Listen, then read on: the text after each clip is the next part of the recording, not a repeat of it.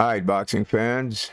Well, you should know by now, Mr. Joshua keeps himself pertinent in the heavyweight division by stopping the Nordic nightmare, Helenius. I'm going to tell you the truth. Joshua surprised me for one thing, and that has nothing to do with the knockout. He demonstrated a very nice, crispier jab. Yeah, I know. I'm complimenting him on his jab. And, of all punches to master in boxing, quite obviously, it should be the jab. The jab is a key, and the opponent is a lock. Once you learn to open that lock with the jab, every other punch will work. Joshua did appear very hesitant in the beginning, but so did Helenius.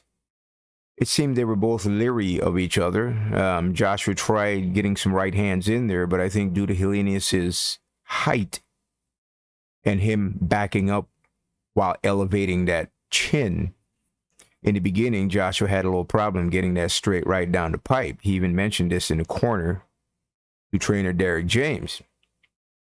And I think what finally enabled Joshua to get his right hand on Helenius's chin was the double jab. You got to understand, one jab might get you closer, but the opponent's going to react and pull back. And if you notice, if you watch the clip again, it was a nice double jab that allowed Anthony Joshua to close the gap and deliver the right hand package. As far as Robert Helenius goes, I hate using the term chinny and all that, but maybe he does have a suspect chin. I mean, Deontay Wilder dropped him very nicely in the first round of their fight. I wouldn't blame that too much on Helenius' chin at that point, because we know what happens if Deontay Wilder touches your beard with his straight right hand. But let's get back on point. I believe Anthony Joshua demonstrated once again that touching Mr. Helenius' beard with that straight right hand causes some disconnection between him and his consciousness. Anyway, I'm going to give Robert Helenius a lot of credit. He did fight last weekend, short-term notice. He came in, did the best he could. Obviously, his best wasn't good tonight or this evening. So what next for Anthony Joshua? He's got a little momentum now, but I wouldn't go getting too hyped about this, considering all. He did need a nice KO victory to make a statement. If this fight went the distance, even if he won by a split, even by a unanimous decision, who knows, man? You know what I'm saying? People will say, well, Helenius, this and that. But anyway, the knockout always speaks louder than words. And this was not a knockdown or TKO. It was a knockout. Therefore, Anthony Joshua returns with a big statement.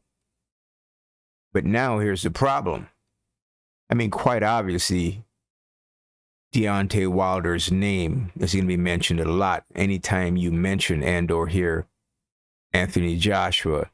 That is the next logical fight for Anthony Joshua. And he did say something. He says he needs to stay more busy, and he does, man. Any more long times or layoffs going to really apply that rust. So Anthony Joshua won by brilliant KO. He made a nice statement. He sends the message loud and clear to Mr. Deontay Wilder. And we all know the big drama show and the big money fight is between Joshua versus Wilder. I think that's a greater fight than Joshua versus Fury or Wilder versus Fury. Anyway, that's all I got for you, ladies and gentlemen. It was nice while it lasted, but the only way I see this fight ending was with a KO. It was either Joshua going to be KO'd or Helenius going to be KO'd. Fortunately for Joshua, he got his punch on that button, and he can go home and rest up, watch his fight, and bask in his glory. Catch you next time. I'm out.